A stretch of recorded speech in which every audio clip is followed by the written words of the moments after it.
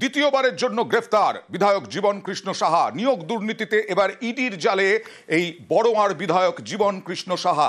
এবং আজকেও মোবাইল ছুঁড়ে ফেলার চেষ্টা করেছিলেন পুকুরে, এরকমটাই জানা যাচ্ছে, কিন্তু পুকুরে না পড়ে সেই দুটো মোবাইল পুকুর পাড়ে পড়ে, যার ফলে ইডি তারপরে সিসি ক্যামেরা দেখে এই মোবাইল উদ্ধার করে। বেশ কয়েক ঘন্টা সকাল 6:30 থেকে জিজ্ঞাসাবাদ, তদন্তে অসহযোগিতার অভিযোগ, নিজে পালিয়ে যাওয়ার চেষ্টা নাকি এরকমও অভিযোগ উঠেছে। কথা বলবো প্রতিনিধি প্রণবের সঙ্গে। প্রণব, কি জানা যাচ্ছে? জীবন কৃষ্ণ সাহা সিবিআই গ্রেফতার করেছিল, তারপরে জামিন পেয়েছিলেন 2024-এ, তারপরে আবার ইডি গ্রেফতার করলো কেন? দেখো, আজ সকালবেলাতেই কিন্তু ইডি আধিকারিকরা তার বাড়িতে হানা দেয়। তারপরে কিন্তু তাকে প্রায় দীর্ঘক্ষণ 6.5 ঘন্টা ধরে তাকে জেরা করা হয় এবং বিভিন্ন ধরনের কাগজপত্র, যে সমস্ত কাগজপত্র উদ্ধার করেছিল সেগুলো নিয়ে তাকে জিজ্ঞাসাবাদ করা হয়। এবং ইডি সূত্রে জানা যাচ্ছে যে তার বিভিন্ন তদন্তে অসহযোগিতা করেছে এবং তার যে ব্যাংকের স্টেটমেন্ট থেকে শুরু করে মেলের পাসওয়ার্ড থেকে শুরু করে কোনো কিছু ঠিক মতন ভাবে তিনি জানাতে চাননি বা বলতে চাননি বলে কিন্তু অভিযোগ। তারপরে কিন্তু আধিকারিকরা সিদ্ধান্ত নেয় তাকে সিজিও কমপ্লেক্সে নিয়ে যাওয়া হবে এবং গ্রেফতার করা হবে। তারপরে আবার কেন তিনি পালিয়ে যাওয়ার চেষ্টা করছিলেন? যেমন তৃণমূল প্রশ্ন তুলছে যে এগুলো তো দেখা যায়নি, এগুলো কি ইডির বানানো, এইরকমও প্রশ্ন তুলছেন যে তৃণমূল প্রশ্ন তুলছে যে এই মোবাইল কি ছুঁড়ে ফেলেছে এরকম দেখা গেছে, বা তিনি পালিয়ে যাওয়ার চেষ্টা করেছিলেন এরকম কি দেখা গেছে? কি ঘটনা ঘটেছে? দেখো, আজকে যখন সকালেই ইডি আধিকারিকরা হানা দেয়, প্রথম থেকেই তার দরজা খুলতে তিনি অনেকক্ষণ দেরি করেন এবং যখন তিনি জানতে পারেন ইডি আধিকারিকরা তার বাড়িতে আসে, তখনই কিন্তু তার বাড়ির পেছনে যে পুকুর রয়েছে সেই পুকুরেই কিন্তু দুটো মোবাইলকে ছুঁড়ে ফেলে দেওয়া হয়। 2023-এ 16 এপ্রিল তিনি যা করেছিলেন ঠিক একই জিনিস, কিন্তু সেই সময়তে পুকুরের মধ্যে পড়েছিল, এবার কিন্তু পুকুরে পড়েনি, পুকুরের পাড়ে পড়েছিল। এবং তার বাড়ির পিছন দিকে একটি সিসিটিভি ক্যামেরা লাগানো রয়েছে, সেই ক্যামেরা দেখতেই কিন্তু কাজটা সহজ করে দেয় ইডি আধিকারিকদের। নাহলে এর আগের বার যেরকম তোমার সিবিআই আধিকারিকদেরকে 3 দিন ধরে সেই পুকুরে জল মেরে তারপর কিন্তু সেই ক্যামেরা মোবাইলটা উদ্ধার হয়, এবার কিন্তু বর্ষার পুকুর একদম পুরো টইটুম্বুর জল, সেই জলের মধ্যে না পড়াই তারা কিন্তু ক্যামেরা থেকেই দেখতে পান যে পুকুর পাড়ের মধ্যে রয়েছে, তারপর কিন্তু সেটা। এবং শুধু তাই নাই, আজকে যখন সকালবেলাতে আসে সিবিআইয়ের কাছ থেকে শিক্ষা নেই, কিন্তু ইডি আধিকারিকরা আগেই কেন্দ্রীয় বাহিনী জওয়ানরা তার বাড়ির চারদিকে ঘিরে ধরে এবং যখন সে পালিয়ে যাওয়ার চেষ্টা করে তখন কিন্তু কেন্দ্রীয় বাহিনীর জওয়ানরা তাকে ধরে ফেলে বলেই কিন্তু যারা প্রত্যক্ষদর্শী বা যারা রয়েছেন তারা কিন্তু সেই দাবি করছেন। এবং তারপর তাকে টানা 6.5 ঘন্টা ধরে কিন্তু জিজ্ঞাসাবাদ করেছে এবং সেই জিজ্ঞাসাবাদের পরপর তিনি অসহযোগিতা করার জন্যই কিন্তু তাকে পালিয়ে যাওয়ার চেষ্টা করছিলেন, সেই সময় ধরে নিয়ে এলেন ইডির আধিকারিকরা জীবন কৃষ্ণ সাহাকে এবং কেন্দ্রীয় বাহিনী গিয়ে ধরলো। আমরা দেখছি সেই ছবি। তার আগে পালিয়ে যাওয়ার চেষ্টা করেছিলেন বলে এখনো পর্যন্ত জানা যাচ্ছে। আর তার সঙ্গে সঙ্গে মোবাইলও ছুঁড়ে ফেলে দেওয়ার চেষ্টা করেন পুকুরে। 2023-এ একেবারে পুকুরের জল ছেঁচে তারপরে মোবাইল উদ্ধার করতে হয়, তারপরে ফরেন্সিকে পাঠানো হয়। আর আজকে যদিও পাড়েই দুটো মোবাইল পড়েছে বলে ইডি সূত্রে জানা যাচ্ছিল। আরো একবার প্রণবের কাছে যাব। প্রণব, 3টে জায়গা, একটা পিসির বাড়ি, একটা শ্বশুর বাড়ি আর নিজের বাড়ি, এত হানা কেন? কি বলা হচ্ছে, কি জানা যাচ্ছে? 3টে বাড়ি নাই, 4টে বাড়ি। একটা হচ্ছে তোমাদের তার শ্বশুর বাড়িতে, যেরকম রঘুনাথগঞ্জের পিয়ারাপুরে তার যে শ্বশুর বাড়ি, সেই শ্বশুর বাড়িতে। এবং এই জীবন কৃষ্ণের যেখানে বাড়ি রয়েছে তার বাড়ির পাশে মহিষাগ্রাম, সেখানে রাজেশ ঘোষ নামে এক ব্যক্তি রয়েছে যে হচ্ছে বেসরকারি ব্যাংকের কর্মরত এবং তার এজেন্ট হিসেবে কাজ করে, তার বাড়িতেও কিন্তু ইডি আধিকারিকরা হানা দেয়। এবং সাঁইথিয়াতে যে পিসির বাড়িতে সে ছোট বয়স থেকে তার মানুষ হয়েছে বা যাতায়াত ছিল এবং বেশ কিছু রাজেশের বাড়ি কোথায় বললে? এই রাজেশের বাড়ি হচ্ছে বড়োয়ার যে আদি রয়েছে তারই পাশের গ্রাম মহিষাগ্রাম বলে এবং তার বাড়িতেও কিন্তু বিভিন্ন ধরনের কাগজপত্র তার দেখেছে এবং তাকেও ঘন্টা 3 ধরে কিন্তু তাকে জিজ্ঞাসাবাদ করেছেন ইডি আধিকারিকরা। বিশেষ করে মনে করা হচ্ছে এই যে অবৈধ যে নিয়োগ দুর্নীতি কাণ্ড, সে এজেন্ট হিসেবে কাজ করতো এবং বেশ কিছু টাকা পয়সা তোলার কাজে গেলে এই রাজেশের নাম জড়িয়ে যায় এবং সেই কারণে কিন্তু রাজেশের বাড়িতে হানা দেওয়া হয়েছে এবং রাজেশের বাড়ি থেকেও বেশ কিছু কাগজপত্র পেয়েছে এবং ব্যাংকের বেশ কিছু স্টেটমেন্টও নিয়েছে এবং সিডিও কমপ্লেক্সেও তাকে ডেকে পাঠানো হয়েছে বলে কিন্তু আমরা জানতে পারছি। বেশ, তার মানে চারটি বাড়িতে আজকে ইডি হানা দিয়েছিল। জীবন কৃষ্ণর বাড়ি, জীবন কৃষ্ণের হয়ে এজেন্ট হয়ে কাজ করতেন এরকম অভিযোগ রাজেশ বলে একজনের বাড়ি এখানেই বড়োয়াতেই, আবার শ্বশুর বাড়ি এবং তার সঙ্গে সঙ্গে পিসির বাড়ি। কেন গ্রেফতার হলেন?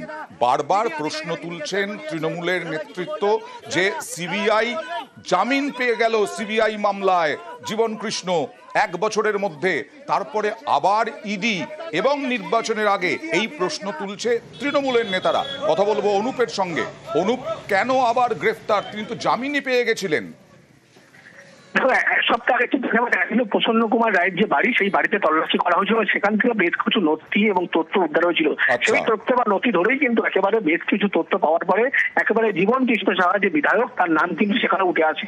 এরপরে ইডির পক্ষ থেকে গত পরশুদিন দুপুরবেলা একেবারে দুটো ভাগে ভাগ হয়ে যে বীরভূম এবং মুর্শিদাবাদ, এই দুটি এলাকায় টিম পৌঁছয় এবং গোটা এলাকা তারা কিন্তু রেকি করে। তারপরে গতকাল ভোর রাতে অর্থাৎ রাত 1:30 নাগাদ কয়েকটা টিম পৌঁছে এবং একজন কিন্তু এই তল্লাশি অভিযান শুরু করে এবং যখনই শুরু করে তল্লাশি অভিযান, এবং সেই সময় মুহূর্তে কিন্তু লক্ষ্য করা যায় ইডি অফিসার তারা জানতে পারে দুটি মোবাইল ফোন তিনি ফেলে দিয়েছেন এবং তিনিও পালিয়ে যাওয়ার চেষ্টা করছেন। এই যে গোটা ঘটনা, তার পরবর্তী ক্ষেত্রে বেশ কিছু একটি মোবাইল ফোন তার হাতে দেয় এবং তিনি জানান তার একটা মাত্র মোবাইল ফোন, কিন্তু এই মোবাইলের তথ্য ধরে অন্য মোবাইলে ডায়াল করা একটি মোবাইলের নাম্বারে রিং হচ্ছিল, অন্য মোবাইল সুইচ অফ ছিল এবং সেই তথ্য ধরেই কিন্তু আরো দুটো মোবাইলের খোঁজ পায় এবং এই খোঁজ পাওয়ার পর তাকে যখন পাসওয়ার্ড জানতে চায়, তিনি পাসওয়ার্ড দিতে অস্বীকার করে। তারপরে পাসওয়ার্ড যখন দেয়, মোবাইল থেকে কিন্তু একেবারে বেশ কিছু লেনদেন সম্পর্কিত একাধিক তথ্য উঠে আছে, এসপি সিনহা সংক্রান্ত, এছাড়া প্রসন্ন কুমার রায় সংক্রান্ত তথ্য উঠে আছে এবং তার অ্যাকাউন্টে এই সমস্ত চাকরির যে বিক্রির টাকা, সেই টাকা কিন্তু বিভিন্ন অ্যাকাউন্ট মারফত তার আত্মীয়স্বজনদের অ্যাকাউন্টে ঢুকেছিল।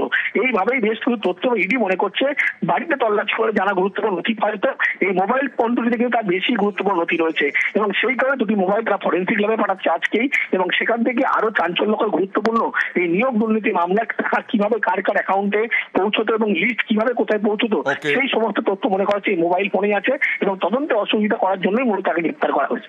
জীবন কৃষ্ণ সাহার বাবা, যার সঙ্গে নাকি মুখ দেখা দেখি নেই বহু বছর ধরে, জীবন কৃষ্ণ সাহার বাবা, তার বক্তব্য দেখাবো।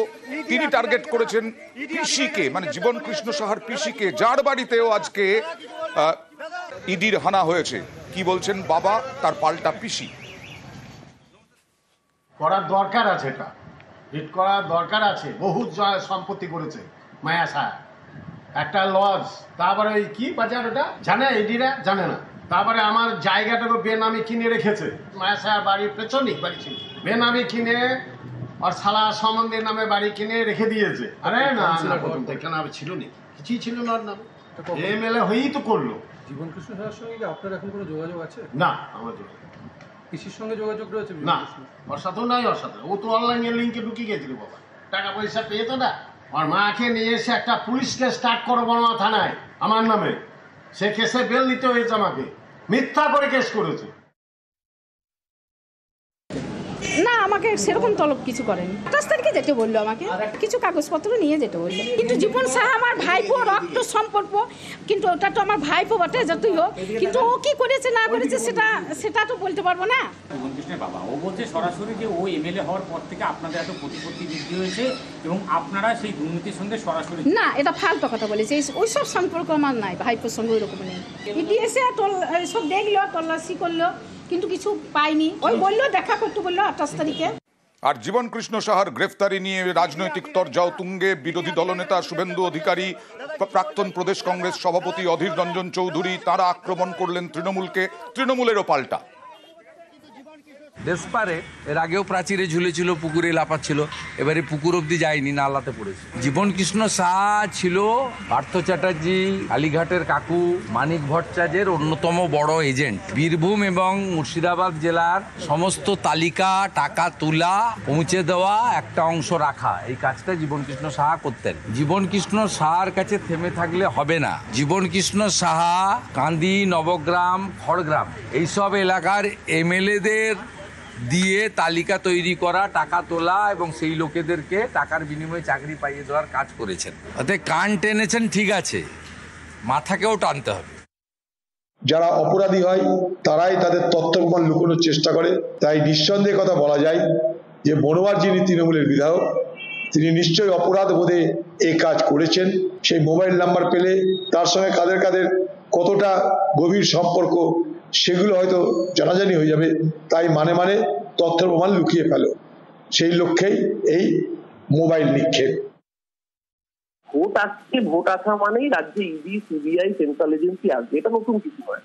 যে জীবন কৃষ্ণ সাহার কথা বলা হচ্ছে, সেই জীবন কৃষ্ণ তো 2023 থেকে 24 এক বছরের বেশি সময় এই এজেন্সির হাতেই গ্রেপ্তার ছিল। তখন ইন্টারোগেশন করেনি, তখন ডেটা সংগ্রহ করেনি। আজকে ভোটের আগেই নাটক কেন? আবার বলছে মোবাইল ছুড়ে ফেলেছে। আপনি দেখেছেন? আমি দেখেছি, কেউ দেখেনি। সিবিআই বলছে। ইডি সূত্র একসময় আমাদের বলেছিল অনুব্রত মণ্ডলের দেহলক্ষ্মীর নাকি শুরু করেছিল 50 কোটি 70 কোটি, রাস্তায় 700 কত কোটি টাকার প্রপার্টি আছে। তারপর যখন ফাইনাল চার্জশিট দিয়েছিল দেখা গেল 17 লক্ষ টাকার প্রপার্টি অ্যাটাচ করেছে। 700 কোটি বলে 17 লক্ষ টাকার প্রপার্টি অ্যাটাচ করা, এই হাস্যকর বস্তা পচা অপযুক্তিগুলো বাংলার মানুষ আর খাচ্ছে না। আমি ওনাদেরকে বলবো, ওনারা ভালো করে একটু স্ক্রিপ্টটা লিখুন।